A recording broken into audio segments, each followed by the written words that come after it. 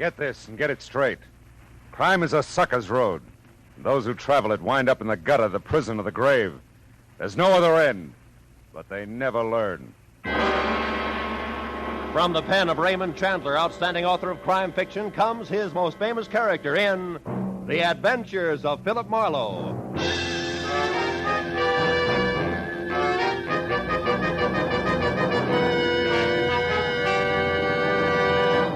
Now, with Gerald Moore, starred as Philip Marlowe, we bring you tonight's transcribed story, The Young Man's Fancy. It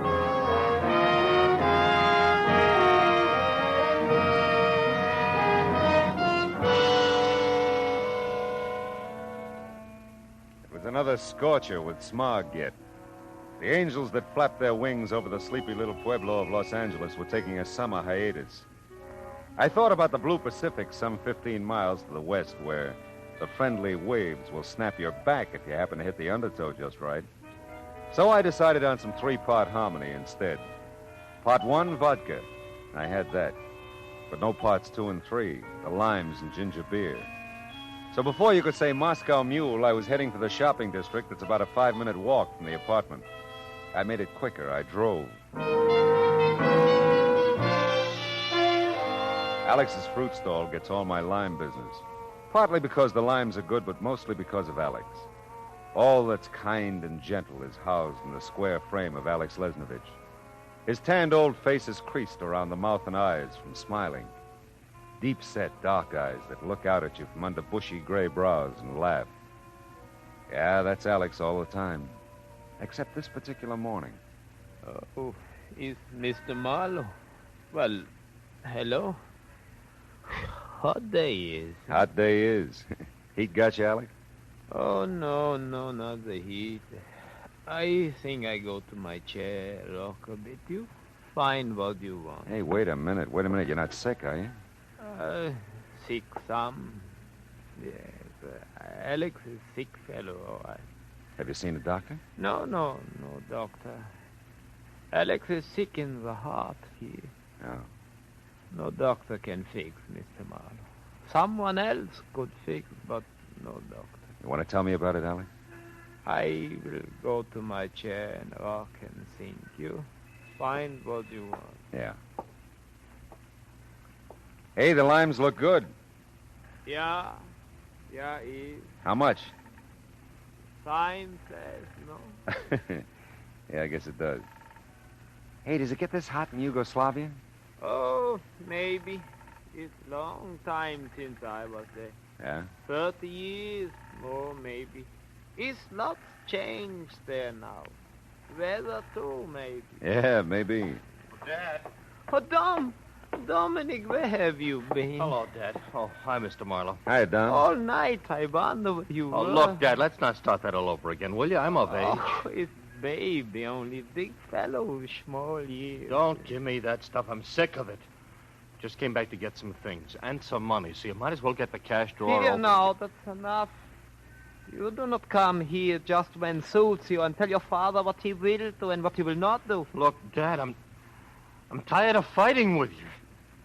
Come on to the back of the stall. We don't have to drag anyone else into this. I was pretty much of a third wheel. I didn't get it. I didn't want to.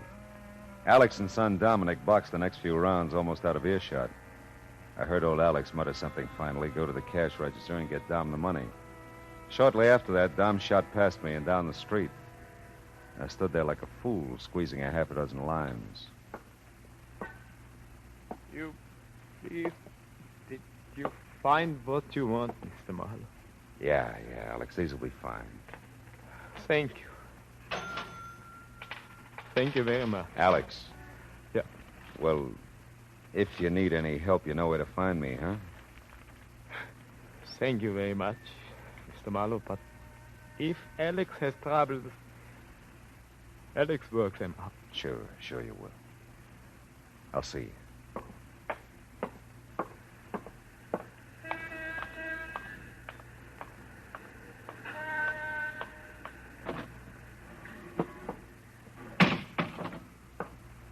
Well, that was quite a conversation you had, Mr. Marlowe.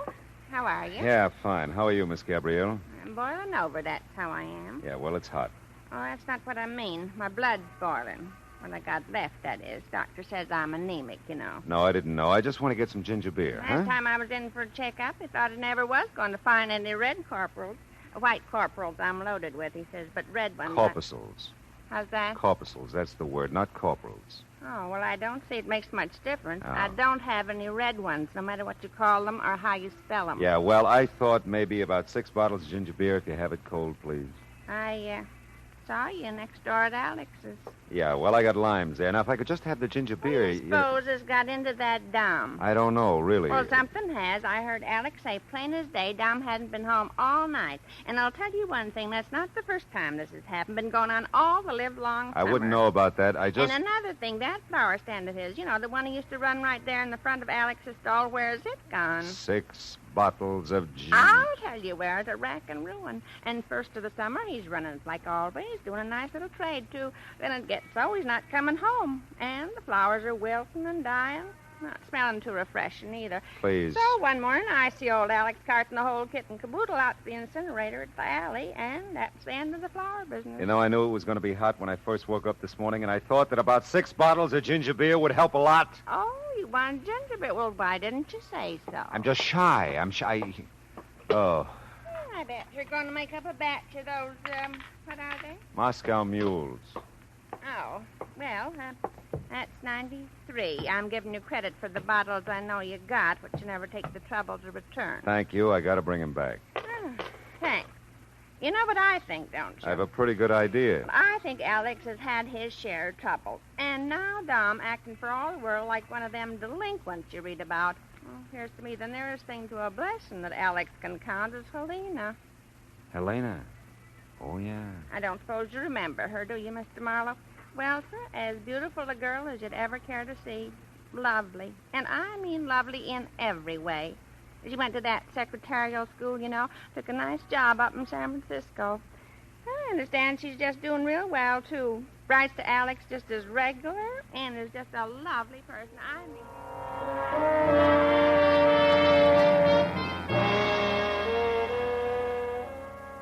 Yeah, I remembered Helena. No red-blooded man who had all his corporals would ever forget her. Quiet little thing, dark, radiant, with Alex's deep-set black eyes. The kind that laughed. Yeah, I remembered her voice, too. Soft, with just the right amount of huskiness. It had been about 3 years, I guess, since I'd seen her. That would make her somewhere in her early 20s now, and that would make her even lovelier.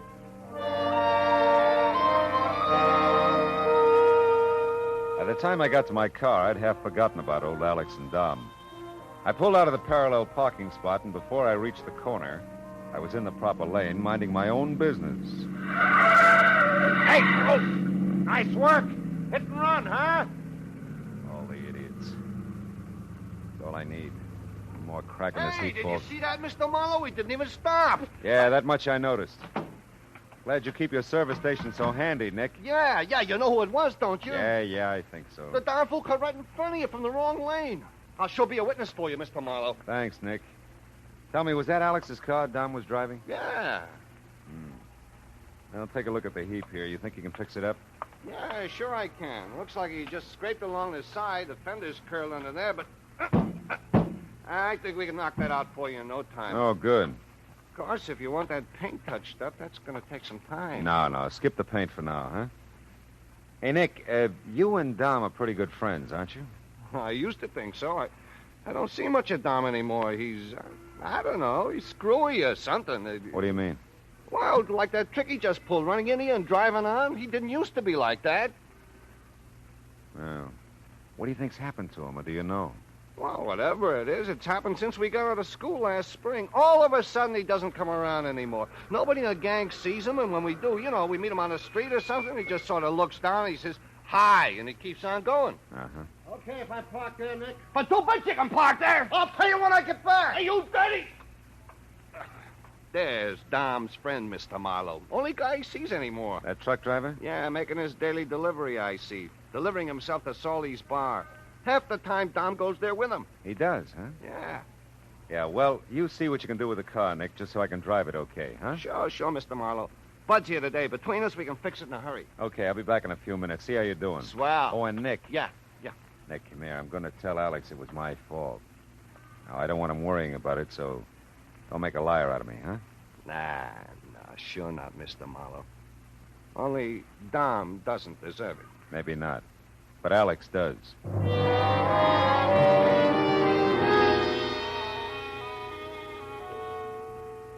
But I don't care about the car. The car, Dom is all right. He's not hurt. No, Dom's fine, Alex. He was in a hurry. Drove on to wherever he was going. Oh, that's good that Dom is not hurt. Yeah, I just thought I'd tell you. It was my fault, and whatever damages there are, you let me know, huh? Oh, if anything, I let you know. You don't worry, Mr. Marlowe. You just drive more carefully next time, no? Yeah. Yeah, I will, Alex. Oh, look, please, look what is just coming. What? In all the excitement, I almost forgot. Look, it's letter from Helene. Oh, swell. How is she? Oh, it's fine, just real fine. He's worked very hard, she said, feel very good, and he's someday, maybe soon, come down to see Ellen. Oh, that's fine. Is she still in San Francisco? Oh, yeah, and he's likes her very much. Uh-huh. But Mrs. Papa and Dom, and Mr. Marlowe, Papa and Dom, Miss Helene. Yeah, I'll bet. Oh, when Helena comes, everything again is all right. I get letter almost every other day, 2-3 times a week. Oh, well, that's swell. Well, I got to see about my car, Alex. And remember, let me know what I did to yours, Oh, huh? yes, if it's anything, I shall. And you remember now, you drive much more carefully, Mr. Marlowe. Right? It's got the responsibility to other fellows. Is right? Is right.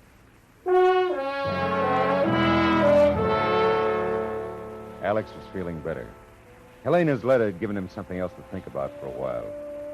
On the way back to Nick's service station, I ignored Miss Gabrielle's nose, which was pressed flush with the free ice cube sign in her window. You know, with very little effort, I could have no use for that type female. Well, Nick said the car would take about 10 minutes. I figured a beer would just about take as long. The sign said Salty's Bar, no dogs allowed. What'll it be, mister? Bottle of beer. Any kind, just so it's cold. Okay, here you go. Thanks. I'll pay you as soon as I can see. You keep it pretty dark in here, Psychology. Sell more booze that way. Don't ask me why. huh? I won't. Anybody mention the jukebox is a little loud? Yeah, I have. They either can't hear or they like it that way. They? You'll see him when your eyes get used to the place. The guys play the record 9 times now. She's still not sold. Yeah? Well, some days you get nowhere. Can I have another beer, Salty? Yeah, sure, Carl. Called the truck driver. Nick pointed out to me he was seated 2 stools down at the bar. I noticed him for the first time just before he ordered the beer. He was a big guy. Even sitting down, he had a placid-looking face, the kind you could never tell anything about. He looked at me for a moment and then over to the couple in the booth by the jukebox. The expression on his face didn't change as he calmly slid off the bar stool, went over to the jukebox, reached around to the back, and turned down the volume. Hi. What's the idea? It's too loud. How about it's my nickel, sir? It's your nickel. Sit down. Ah? Well, I will. That's hell number Shelby. Thanks, fella. Yeah, okay. Carl. Oh, that's you, isn't it, Carl? Yeah, Don, come on, sit down. I wondered where you were. I had some trouble, but I got some money. Here. What kind of trouble? Your dad? No, I just... Well, if it isn't old Snooper himself. Look, Mr. Marlowe, I don't need any assist from you. I wouldn't be too sure, Dom. Maybe you thought it was a bright idea blabbing that fancy story to my dad. Well, I don't go for it, you see. Okay, you don't go for it. You, giving the kid here a bad time, mister? Get lost. He's a professional snooper, this guy. He already shot his face off to my dad about me. You shouldn't have done that, mister. Hey, you guys, take it easy. No brawling in here. Take your hands off me. I'll let go, all right. So, That was your first mistake. come on now, break it up, down. Put down that bottle. I'll break it up. Oh!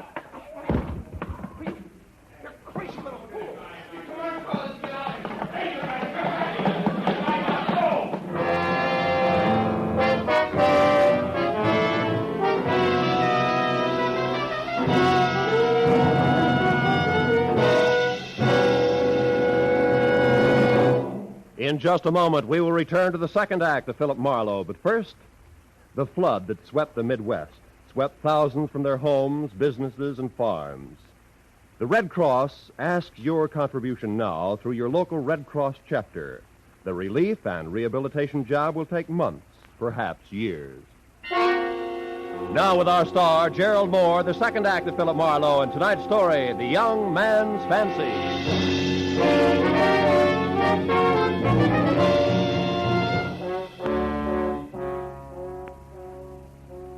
It was a wild dream. My head was a punching bag, and fighters with plate glass fists were taking turns cracking my skull. It hurt like fury. Miss Gabrielle was pelting me with free ice cubes. The band played Come On to My House, and someone started mopping my face with a cool, damp cloth that smelled of beer and bourbon. He's coming around. I don't know why, though. Dom really conked him. How are you, Mr. Marlowe? Now, there's a stupid question. Oh, Nick, how'd you get here? Well, they came and got the truck, Carl and Dom. I saw them out of here. I figured something had happened.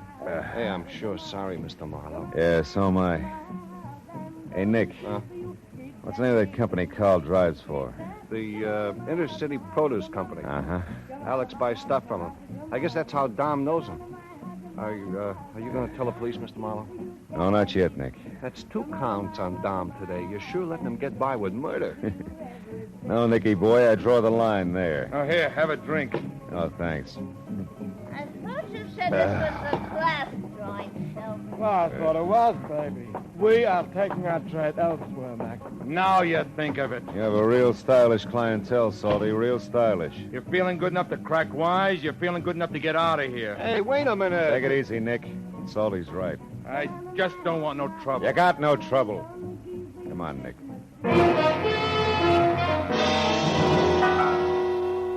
I couldn't have walked better if I had the bends. I managed to get into my car at Nick's service station. He checked all 96 Los Angeles area phone directories for me, and Carl wasn't listed. Nick had finally remembered Carl's last name. It was Medora. I took one last look at the limes and ginger beer, now quite warm in the car seat beside me, muttered something censorable, and drove off. It was even hotter down in the produce district. And the knot on my head hurt even more as I told Carl's boss a big fat lie. Well, sir, Mr. Marlowe, I'm glad our Carl was a help to you out on the ridge route. Yeah, I'd like to thank him personally, if you don't mind. Oh, don't mind at all. Thing is, he won't be in anymore today. He got in early this morning from San Francisco, brought his load in. Won't be in here again till tomorrow morning. Oh, he's going back to San Francisco, huh? Uh-huh, yeah, that's his run. Up to Frisco and back, lays overnight both places, loads up, starts out again. Sounds like fun. Say, tell you what I could do. I could give you his home address. Most likely that's where he is now. Don't know, of course, if you want to go to that much trouble just to thank him. Oh, yeah, I would. After all he's done for me, I'd really like to look him up.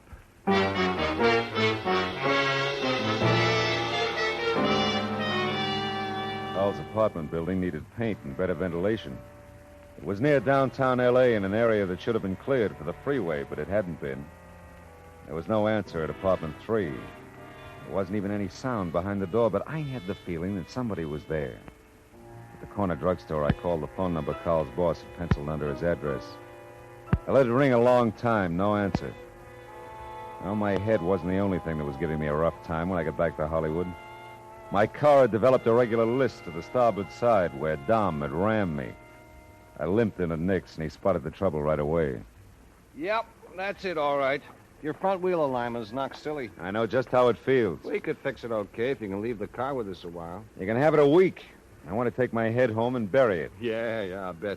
You got everything out of the car you want? Wait a minute, let me see. Limes, ginger beer. Everything but the down payment, I guess. Mr. Marlowe, what do you think? Oh, hello, Nick. What do you think, Mr. Marlowe? I don't know. You got me, Alex. I just got phone call. It's Helena. From San Francisco? No. Right here, Los Angeles. Oh, he's come real soon to see Alex. Hey, that's great, Alex. Yeah. Oh, it's very fine news. Oh, Nick, you see Dom. I have to find Dom for Helena when she comes, you know. No, Alex. I haven't seen him. Oh, well, that's all right. If you see him, either one of you, tell him, please, to come for Helena. Yeah, we will, Alex, sure. Thank you very if much. we see him. Thank you. Poor old guy. Yeah. I'm going home, Nick. You see Dom or Carl, let me know. I sure will, Mr. Marlowe.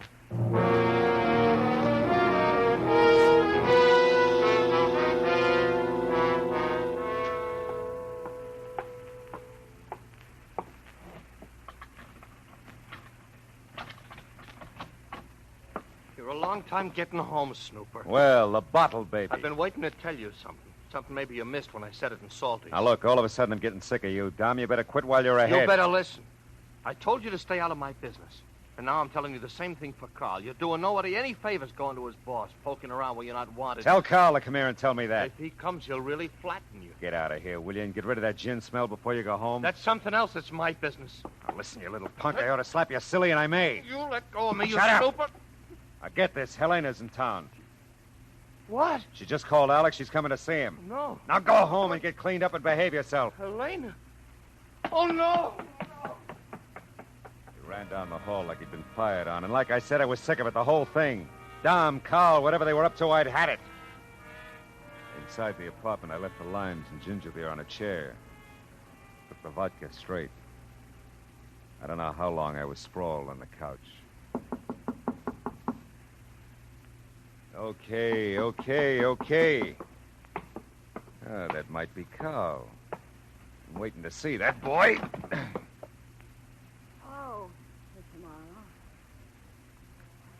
I didn't think you'd remember me, but Carl said you wanted to see me, Mr. Marlowe. Helena. You do remember me? Didn't think you would. Sure, I remember you, Helena. It's been a long time. Yeah, long time. Long time.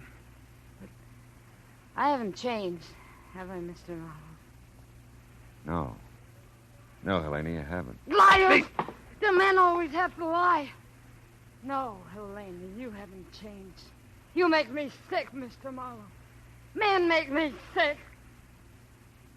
You seen your father yet? Shut up!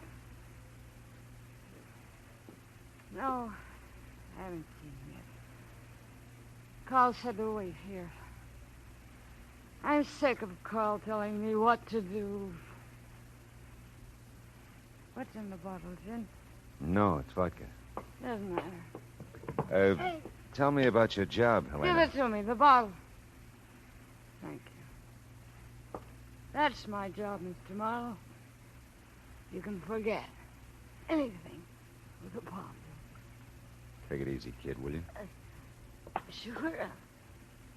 Helena.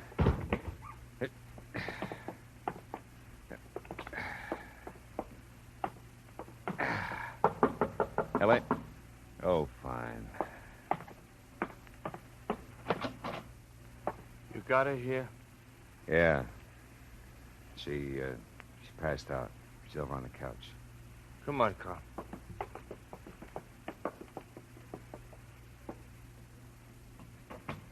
He's okay, Dom. Let her sleep it off. Yeah, what else? Well, Mr. Marlowe, beginning to get the idea? I guess I am. How long has she been like this? Oh, I don't know. Quite a while, I guess. I thought something was cockeyed when she was home last Christmas, and then, late this spring, her letters to Dad got to reading kind of funny, those she sent to him. I hooked a ride with Carl here and went up to Frisco. Found her. Well, how could she hold a job like this? Job? You gotta drink to hold some jobs, Mr. Marlowe. Oh, I see. Never mind about her job. She's sick. We brought her down here. Carl did. Now we don't know what to do. She can't see Dad like this. No. You're right, Dom. It'd kill him and her, too. She's been staying in my apartment. I've been sleeping in my truck when I was in town. Dom stayed with her a lot of the time. Dom's been writing the letters to Alex for her, and you've been mailing them from San Francisco, huh? Yeah. That way, Alex didn't know, you see, but now that she's called and said she was in town, I don't know. Dom's had a pretty tough time with her. She threw a glass of gin all over him today. Yeah, I know. It's not her fault. She's sick, that's all. Well, we've got to do something. We will, Dom. I think maybe I can help you with that.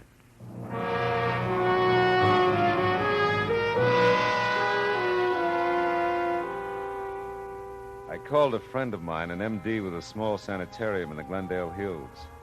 He specialized in Helena's kind of sickness. We made a deal, and a half hour later we took her there. It was going to take some time, but it was good building time. Don and I had our story pretty well rehearsed when we got back to Alex's. But I don't understand. Why she told you this? Why did she not call Alex? Now, look, Dom told you she was pretty disappointed in herself, that she had to go right back to San Francisco. She was afraid if she called you, she'd cry and get you all upset. Sure, that's right, Dad. She thought it'd be easier for you this way. Oh, I see. It's nice of Helena to think of her papa. It's nice. Yeah. She come soon again, no? As soon as she can, Alex. I don't think it'll be very many more weeks. Do you, Dom? Oh, no. She'll be back before we know it, Dad. That's wonderful. Dominic, she looks good. It's well, yeah? Oh, Well, you just wait till you see her. She'll look great, won't you, Mr. Martin? Oh, just great, Dom. And Alex, I've got a hunch she'll be staying home quite a while after this. Oh, my. Helena home. Oh, it's good. Oh, very good.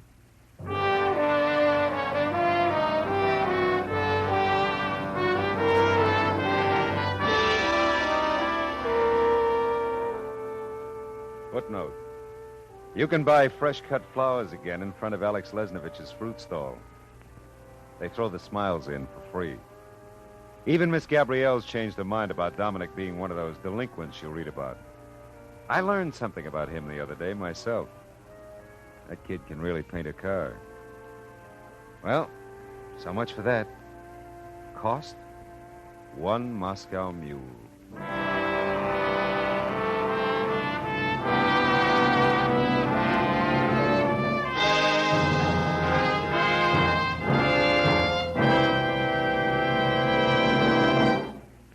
The Adventures of Philip Marlowe, bringing you Raymond Chandler's most famous character, star Gerald Moore, are produced and transcribed by Norman MacDonald and written for radio by Kathleen Height.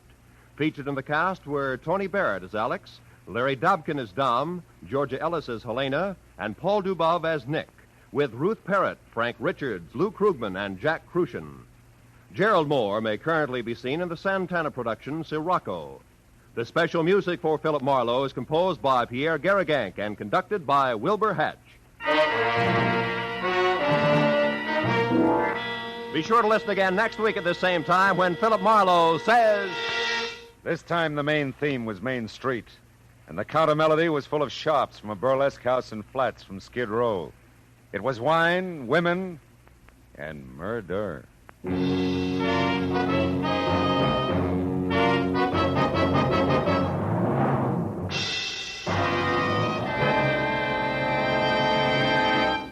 Tony Arden and tenor Frank Parker will be singing those brand new songs for sale, introduced by Steve Allen tonight on most of these same CBS stations.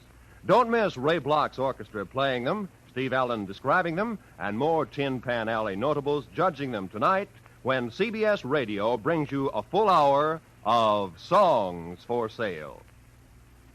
Friends, just as systematic exercise builds a strong body, so does systematic saving build a strong future. Save systematically for your future and for your country's future with United States defense bonds. It's easy, it's automatic, and there's no safer investment in the world. Defense bonds are guaranteed by your government. So for the defense of your future, for the defense of your country's future, buy your full share of United States defense bonds. This is Roy Rowan speaking.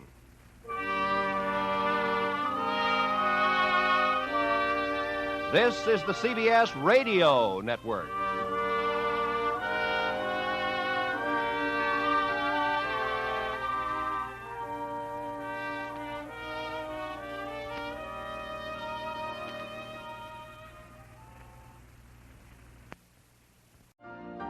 You've been listening to the OTR Gold Network. Find more classic radio at otrgold.com.